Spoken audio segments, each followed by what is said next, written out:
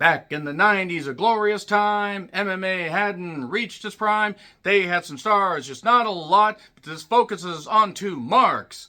We have Kerrman and the smashing machine that was named Marky. From Brazil to the U.S. and Foxcatcher and to Japan, he was Marky. He'd pound you into the mat. He'd leave you flat and hear the roar of the crowd as he held his hands up and exalted. But then when he came crashing down, he wondered why he heard no sound of the crowd. And then Marky was known as the Smashing Machine. And who would play him on the big screen, we would find out. Because it wasn't Marky, it was Dwayne "The Rock" Johnson, the jabroni beating, biting, la la la, eyebrow raising. He dropped the elbow, the rock bottom, and call you a Rudy Poo. Rock Johnson is cooking in the Smashing Machine, which comes to us from A24 and $7 Productions. Yes, The Rock's own production company had to have something to do with this, because that's just how the Dwayne reacts. And I know he is called Dwayne "The Rock" Johnson. I'm calling him Rock the Dwayne Johnson because, of course, I am. This was written and directed by Benny Safdie, who's done music videos. He also has most famously done Uncut Gems, which, so he's familiar with A24's marketing. That's how he wins. Probably Adam Sandler's finest role, or at least one of three. Something I need to revisit at some point and review. And if you're unfamiliar with the story of Marky, watch the Smashing Machine documentary. It came out in 2002, and there are some other good pieces on him. For a period of years, mainly for 3 to 4, something like that, he was somebody that was revered. Whether in Brazil, whether he was in the U.S., even as UFC was getting outlawed, he was known as somebody that was, holy shit, he's really goddamn good because he can just smash you and pound you in the Yas Smashing Machine. I'm sorry. I'm so sorry. I'm so sorry.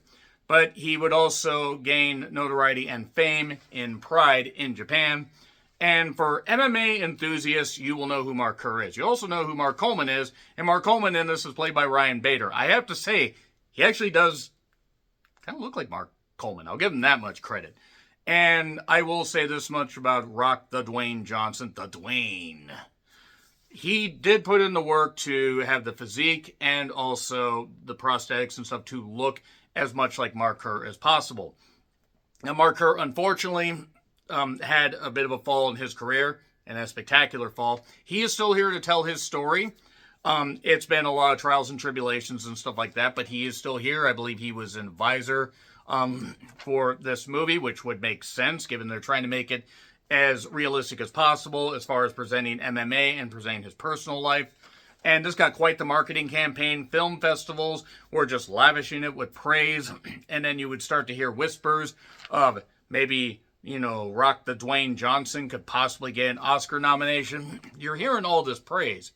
So, as far as that, the hype is there. And A24 is my favorite fucking studio.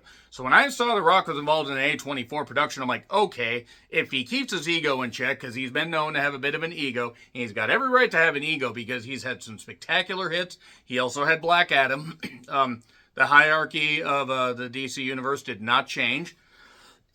And basically, Rock was, being lavish with praise. There was a massive standing ovation that even brought him to tears. He put on some, significant muscle mass in his, or as far as his training and everything. He has dropped that since. People who have seen recent pictures of him, he has definitely, dropped that, which is smart because he's in his early 50s. And probably about time that he drops that as far as health. And so as far as capturing the spirit of MMA and stuff like that, there are things to look forward to with this, and also there's a very gifted and goddess like Emily Blunt as Dawn, the significant other, the main squeeze, as they used to say decades ago, of Mark. And also you even get Bas Rutten of all people. MMA enthusiasts will know all about him. And you do have other MMA guys in this. You can check out the IMDb page. I'm not going to go fully into it. I bought some UFC pay-per-views. The last one I bought, I think Conor McGregor lost one of his fights. I don't actually remember who it was. I think it was against one of the Diaz brothers. I think it was Nate Diaz. I don't entirely remember. Apologies if I forget that. It's been a while. And I've kept up on some stuff, obviously, with the rise of MMA and the popularity and stuff like that, them inking the $7.7 billion deal over 7 years, so $1.1 billion to carry the pay-per-views and stuff like that, seeing where UFC started. And this is after it got kind of out of the freak show element. Because you saw Ken Shamrock, he was doing UFC, also getting into wrestling and stuff like that. Don Fry was mentioned in this. Don Fry is somebody that is revered.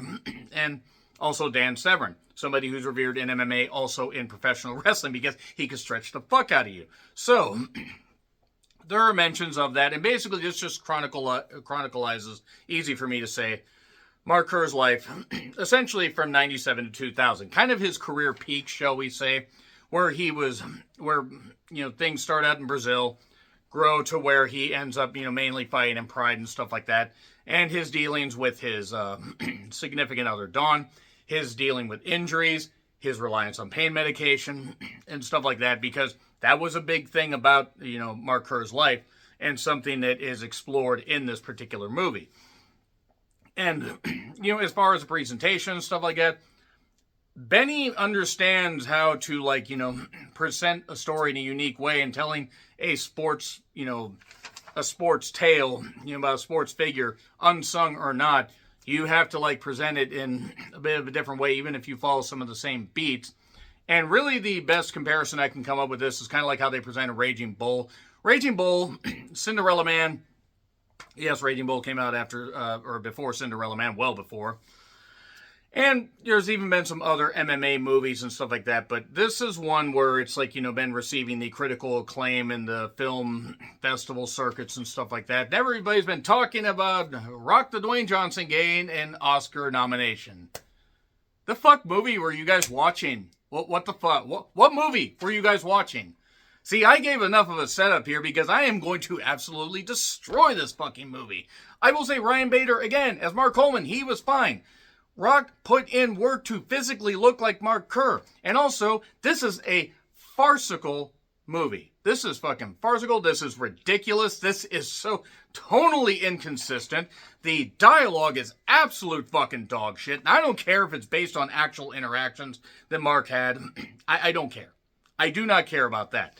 As a movie, this is just basically Rock trying to show himself as a serious actor, which he has shown in the past. It's not like this is the first serious role that he's had. He's just made more money being a version of his wrestling character. But no, this wasn't any fucking good. I'm sorry. I don't know how this grabbed people. If you've never seen a Rock movie, maybe you'll be impressed by this. If you have never seen The Rock on anything other than this, the screen for this movie, if you've never seen his wrestling persona, whatever, I do not understand how this got lavished with such praise. Yes, they had some cool aesthetic, differences and stuff like that. They tried to make it look like the old school tape and later DVD, and they did have the Pride logos and the UFC logos. It was mainly Pride based. I mean, there was some UFC stuff, but there were so many scenes in this that just seemed like Rock was trying to explain. And I mean, he was basically just saying, oh, don't worry, it's just a work. It's just a work. We don't actually hate each other.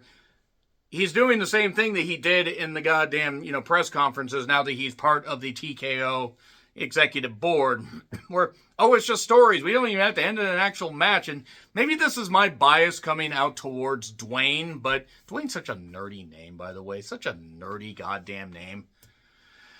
And I get it. And I'm not saying, again, that there wasn't work put in. Apparently, he suffered a concussion, which might explain why he thought Travis fucking Scott was a good person to include in the WrestleMania 41 plans. That means that it's fine. It's fine. It's fine. Emily Blunt tries to act her ass off. She's given very little to do. None of these people are fucking likable, and maybe that's the idea. We're not actually supposed to root for anybody. You don't root for Mark. Because Mark keeps doing it to himself. Now, yes, it is the way that the business is set up, the way the sports league is set up, that you have to get out there and fight. You have to be a machine. You can't be somebody that gives into emotions, gives into stuff. But by abusing opioids and other stuff and fucking up your body, you're going to fuck up your body chemistry. You're going to fuck it up to the point that you are going to have emotions. You're going to have stuff. And if you read up on Mark Kerr and Dawn's, personal interactions and everything, they were toxic for each other. Both of them. Both these motherfuckers are guilty as far as I'm concerned. And there is the stuff about roid rage and other things that are explored in this. And this, by the way, if you think I'm spoiling this, I'm not. All this shit's shown in the trailer. Either trailer. Just take your fucking pick. But yeah, I'm sorry. I'm not seeing at all why this is being lavished with such praise. And the score dropped significantly. At first it was like 100 or 95% or whatever in Rotten Tomatoes. I know Rotten Tomatoes, sometimes not the best, thing for scoring, but take a look at Letterboxd. There are people that praise it. There are just as many people knocking it. This is not the 5-star film that people were saying it was. To me, if you liked it, that's fine. I don't find this to be inspirational, though. I find this to just be Dwayne being a guy that had some highs and then faced some lows. And I'm not saying Dwayne has never faced any lows, but he has more money than about 5 federal governments put together. And he basically can come and go as he pleases. And then he does something like this, and people think, oh, the Oscar is going to go to Dwayne. Maybe it will. They gave it to Gwyneth fucking Paltrow for Shakespeare in Love, which I'm still sore about and will always be, that gloop idiot. But no, I do not see this. If anything, Ryan Bader's performance should get more praise because he really sunk himself into that role. This is just Clayface Dwayne. I'm sorry, as much as he tried to act his ass off, I don't think he's capable of it. He can emote some, but it's still his wrestling persona. It's still just him being, Dwayne just in Clayface makeup. And one person described this as raging bore. In the sense of like Raging Bull. And I gotta agree. It's in theaters if you want to check it out. I'm gonna do a few spoilers, but not go into too much stuff. So 3, 2, 1, and spoilers. So if you're expecting full discount, like full, discourse or like, breaking down the minutia of all the stuff that is inaccurate or not accurate about I don't care. I do have to rewatch that Smashing Machine documentary again. I may actually do a review of it. But the thing is, if it came out in 2002, I want an updated one. And not just a book, but turn it into like a 90-minute or 2-hour, maybe a 3-episode miniseries or something like that. And chronicle the life of it. Because he started out with some victories and some pretty, resounding victories. But then, unfortunately, after running into a fighter named Igor, after rule changes are made, and he does illegal knees, while he's down in a crouched position and everything, it is first a loss, and then it's ruled a no contest, and that sets him on a downward spiral. The downward spiral was already fucking coming, though. Because you can see that he's relying on opioids. I forget the medication names. He's obviously juicing. He's got to be juicing. I'm not saying he's not lifting. He wasn't the only one fucking juicing. You can't tell me that Dwayne, by the way, wasn't on some kind of fucking HGH stuff. Because he was always naturally big, but take a look at how much he slimmed down. You have to get off the sauce to be on that. Emily Blunt, by the way, who looks incredible in some of these scenes. I mean, Jesus. And there's one point where they say, what are you going to do, is slap me? She could slap me and I'd thank her. I don't have issues. Shut up. But they start off in Brazil. They show, his popularity. And then, the UFC stuff and everything. And there's even one point where he's in a doctor's office. And we start in 97, and then we're at 99. He's at a doctor's office. And we're showing some fighting, showing some stuff. His friendship with Mark Coleman. Mark Coleman, who's basically trying to have one more dance with Glory after having a losing streak and everything, which is a far more interesting story than this. I'm sorry. I found the Mark Coleman side story more interesting. But anyway, Dwayne is in a doctor's office. You're probably wondering how I got these scars, jabroni. And then this kid comes over after this old lady, grandmother, I assume. I mean, she looked like a fucking skeleton with a wig. Sorry, she did. And isn't that the UFC? Isn't that the stuff they're trying to outlaw? Do you hate each other? No. He's just telling you it's a fucking work. He's telling other people. We see him taking pictures with his opponents. All this stuff is just a fucking work to Dwayne. Dwayne doesn't take anything goddamn seriously, but he thinks he'll win an Oscar for this. And he's like, no, we don't hate each other. And then the kid gets an autograph, and then another, I think an autograph for like his older brother. And he says right before writing, no fighting. Get it? There are scenes in this that just feel like they're from a fucking sitcom. They feel like they're from Young Rock. I have expected a bad Andre the Giant impersonator to come out, a bad Hogan impersonator. Maybe not a bad Hogan, maybe not Hogan right now. Maybe you don't want that. But that being said, he's doing he's doing training and everything. He's beating up his body. He is earning good money, but it's not significant like it was. He's having to go to Pride in Japan to make more money, because it's kind of like the old thing in the wrestling days of the 80s, where Hulk Hogan, mentioning him again, when he was working for the AWA, he was already in a very lucrative run with New Japan, and had been in that for a couple years, and was making like 10 grand a week, sometimes 15. Pride was willing to pay more money, but only if you won, and there was some corruption and stuff like that going on, and you can read up about Pride. Not that UFC isn't corrupt, but the whole point is, as much as this tries to be like something where it's about the humanization and the sports aspect and human centipede them together, this movie doesn't gel. It keeps you not just at arm's length, it's basically hitting you in the face repeatedly, saying, don't believe this, don't believe this, don't buy into this, because he's telling you it's a work. He's telling you that all of this is a work. And yes, the MMA scenes are nice. I'm not saying I needed this to be a full-on MMA movie. But when you get him and his, relationship with Dawn, and they're always sniping at each other. Like, from the very beginning, it's just obvious he's got roid rage. She's got a bit of a bitchy attitude, too, but she wants to be let in, but also she's kind of controlling, and she liked taking care of him, and stuff like that, but also was getting sick of the fact that he was using so much. And then he has an issue where he ends up, after this fight with this guy Igor, and he ends up kind of probably getting concussed. I wouldn't be surprised. They end up ruling in a no contest, but this is right after he said, with his, said to a news reporter that asked him about losing, I don't think about losing because I don't know what I would think, because he hadn't lost. Then when they later got ruled a no contest, his confidence was shattered. So it was a shattered machine. So basically he is now Gold Dust. And we will never forget the name Gold Rock. Said Rock, ladies and gentlemen. I knew Gold Dust and Rock had a feud, like an actual feud. So anyway, Mark Kerr's life just kind of almost gets neutered here. I mean, because you have Rock just basically put him front and center. See, I'm trying to be a serious actor. I'm trying to be a serious actor. And I'm almost laughing at some of these scenes because they're farcical. They're ridiculous. It's just so freaking just head in the goddamn clouds. It's incredible. It is incredible how ridiculous this is.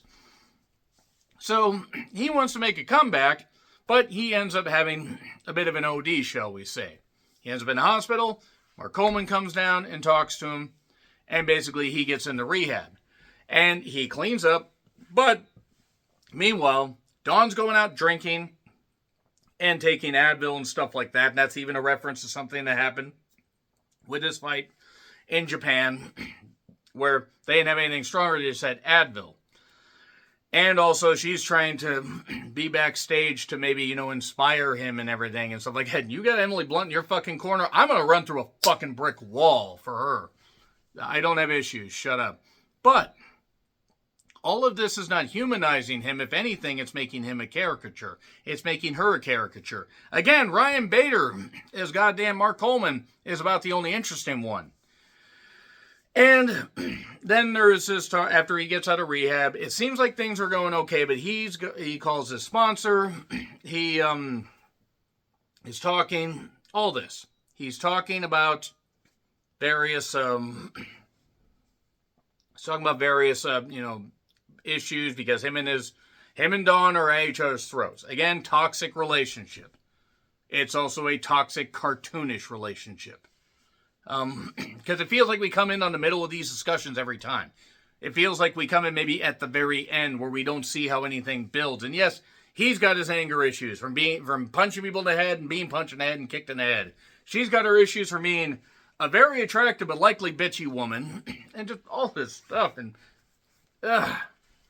So then there's this Pride 2000 Grand Prix. Yes, I know it's Grand Prix. Work with me here.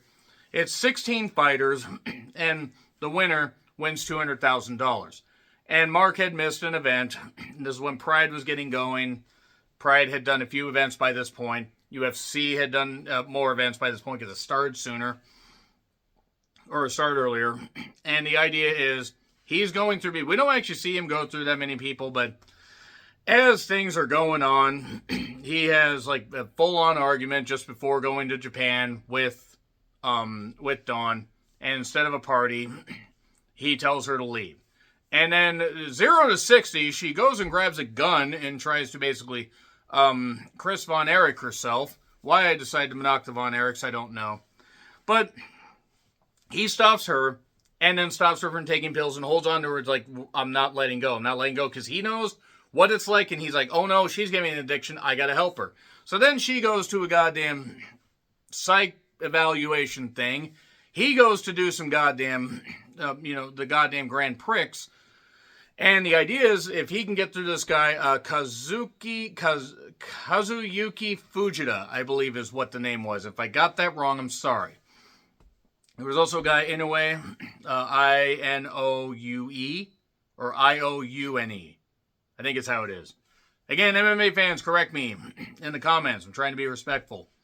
But he fights this guy, Fujita, and he ends up losing on decision. So he's upset. And Mark Coleman, by the way, is going to face that guy Igor, who, didn't mean to, but because of rule changes, didn't realize he wasn't supposed to knee a downed opponent. You can't knee a downed opponent if he's like this, but if he's facing up, you can knee him.